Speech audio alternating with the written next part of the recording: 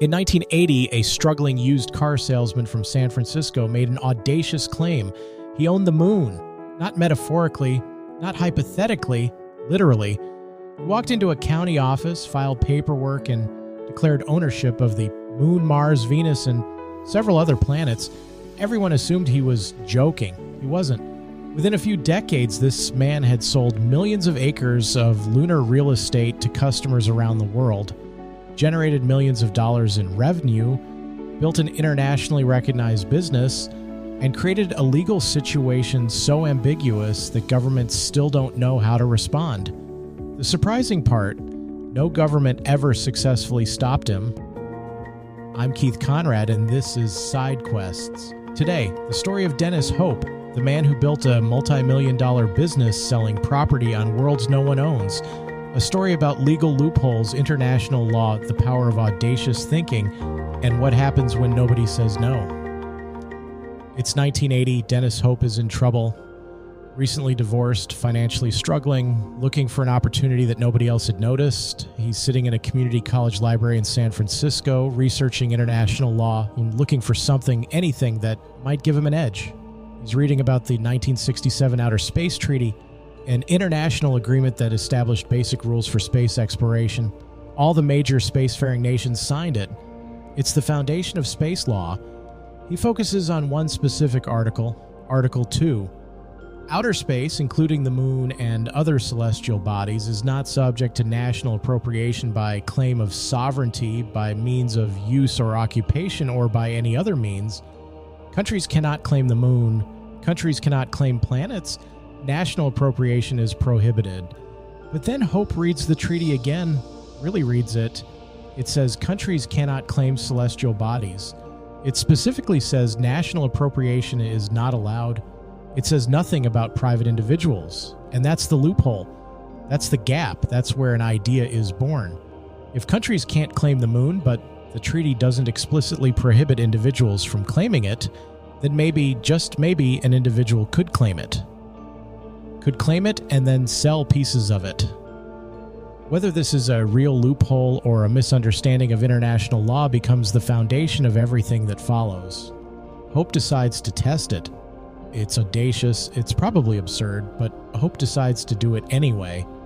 He walks into a county office in San Francisco. He files ownership claims for the moon, Mars, Venus, Mercury, several other planets. He specifically excludes Earth. That part stays unclaimed. Everything else is his. The county office accepts the filing, files the paperwork, doesn't question it. Why would they? Nobody's ever tried to claim the moon before, but Hope doesn't stop with filing. He decides to make his claim official, legal, undeniable. He sends formal notices to the United Nations, the Soviet government, other major world powers. He announces his claim, says he owns the moon and other celestial bodies, says he intends to sell property, and then he waits. He's expecting objections, he's expecting legal challenges, he's expecting governments to say, absolutely not, you cannot claim the moon, this is ridiculous. But there's silence. The United Nations doesn't respond, the Soviet government doesn't respond, no government formally objects. Hope interprets the silence as tacit acceptance. If nobody officially objects, maybe that's as close to approval as he's going to get. He decides he's in business. At first, sales are slow, novelty purchases, friends and acquaintances buying acres on the moon as a joke, a conversation piece, and something funny to tell people about. Yeah, I own land on the moon, bought an acre for $20. But then the internet changes everything. Hope launches the Lunar Embassy, an online presence, a website, a way to reach customers globally. The product is simple. Lunar acreage certificates, fancy documents saying that you own X acres on the moon, priced around $19.99 per acre, larger parcels available, expansion to Mars, Venus, other planets. Why do people buy it? It's fun. It's a novelty. It's a conversation piece. It's a collectible. It's participation in something unique and audacious. And maybe, just maybe, if humanity actually settles on the moon in the future, you own a piece of it. It's not a serious investment. People aren't expecting the deed to be enforceable in lunar court. It's a novelty. It's a dream. It's a what if. But people buy it. Millions of them. Sales grow. Millions of customers. Countries around the world. The Lunar Embassy becomes an internationally recognized business, a curiosity, a brand. By some estimates, Hope's business generates roughly $12 million by 2019. $12 million from selling property on the moon. The customer list is impressive. Surprising. Famous people buying lunar real estate. Ronald Reagan bought acres on the moon. So did Jimmy Carter. Tom Cruise owns lunar property. John Travolta does too. Millions of customers globally. Nearly every country represented. The Lunar Embassy becomes an unexpectedly successful business. The novelty factor helps. The legal ambiguity helps. The internet makes it easy. The price is accessible. The dream is compelling. Space exploration captures human imagination. The idea of owning a piece of another world, even symbolically, appeals to people. Even if everyone knows it's not legally binding, even if everyone understands it's a novelty. People want to be part of the story, want to participate in the audacity, want to tell people they own land on the moon. Hope has built something remarkable. Not because he owns the moon, but because he's sold the idea that he might, and people want to buy in. Eventually, governments start asking questions.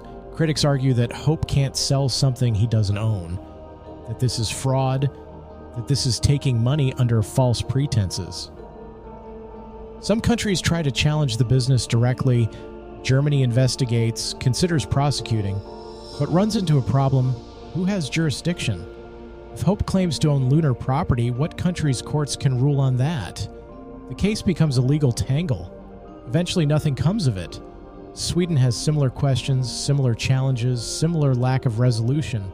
China takes a harder stance, bans the Lunar Embassy outright, labels the business absurd profiteering. But even China's objection doesn't stop the business. It just means Chinese customers can't legally buy. They often do anyway. The United States never formally challenges it. The international community never reaches consensus. Most countries never formally approve the claims. Most never formally challenge them either. The result is a strange legal limbo, a gray area that nobody has figured out how to resolve. Is it legal? Unclear. Is it fraud? Unclear. Is it enforceable? Definitely not. Can government stop it? Apparently not. The ambiguity is actually perfect for business. As long as nobody formally objects, Hope can keep selling. As long as the legal situation remains unresolved, the government can't step in and stop him. It's a multi-million-dollar business built on a loophole, on international treaty ambiguity, on the fact that nobody, not a single government, has bothered to formally challenge it in court.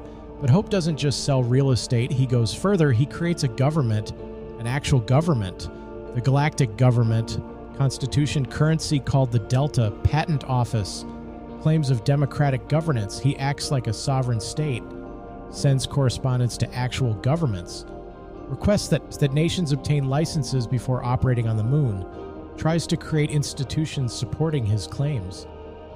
The galactic government has branches, departments, administrative structure. It's organized like a country, just one that nobody recognizes and that exists entirely in space. Some reports claim Hope rejected a $50 million offer for a large chunk of lunar territory, decided the business was more valuable staying independent. Whether that's true or not, the audacity is clear. Hope isn't just selling land, he's building a system, creating a government, establishing legal structures, acting like he actually owns these worlds. It's brilliant in its absurdity, or absurd in its brilliance, depending on perspective. Here's the reality check. When you buy lunar real estate from the Lunar Embassy, do you actually own? Not property rights, not recognized ownership, not anything enforceable in court, not anything that would hold up legally if you tried to enforce it. What you're buying is a certificate, a novelty item, a document saying you own land on the moon. It's beautiful, officially looking, suitable for framing, suitable for giving as a gift, but it's not a legal property deed. It's not enforceable. No court in any country would recognize it. If you actually traveled to the moon and tried to build something on your acres, the government that sent you would have authority, not Hope. not the lunar embassy. People understand this. Most customers aren't expecting the deed to be legally valid. They're not planning to enforce it in court. They're buying into the idea, the novelty, the audacity of the thing. They're paying for participation in a fascinating legal and philosophical thought experiment that's actually worth something to them. Here's what makes this interesting philosophically. Dennis Hope may not own the moon. Almost certainly legally he doesn't. But nobody else owns the moon either. The 1967 Outer Space Treaty was designed to prevent any country from owning celestial bodies, to keep them common heritage of humanity, belonging to everyone equally, belonging to no one specifically. Hope exploited that. He claimed what nobody could legally claim. He saw what nobody could legally sell, and because of the treaty's design, nobody could legally stop him. He built a multi-million-dollar business in a legal gray area, in a gap between what the treaty prohibited and what it didn't specifically address. It's clever, it's audacious, it's probably not legal, but it's also not clearly illegal in a way that any government has been willing to prosecute. And that's why it's a side quest. The interesting rabbit hole. What happens when you find a loophole in international law? When you exploit ambiguity? When nobody says no? Dennis Hope answered those questions with action. And somehow, he built an actual business. With real customers, real revenue, real recognition. For over 40 years, the most successful real estate developer in space has been a man from San Francisco whose property exists entirely beyond the reach of any government on Earth. Dennis Hope doesn't own the moon, in a legal sense, in a way that courts would recognize, but he's sold millions of acres, generated millions of dollars, created an international business, and never been successfully stopped. Because in a world where ownership depends on recognition, where governments must formally object to invalidate claims, where international law is ambiguous, maybe audacity is enough. Maybe if nobody says no, that's close enough to yes.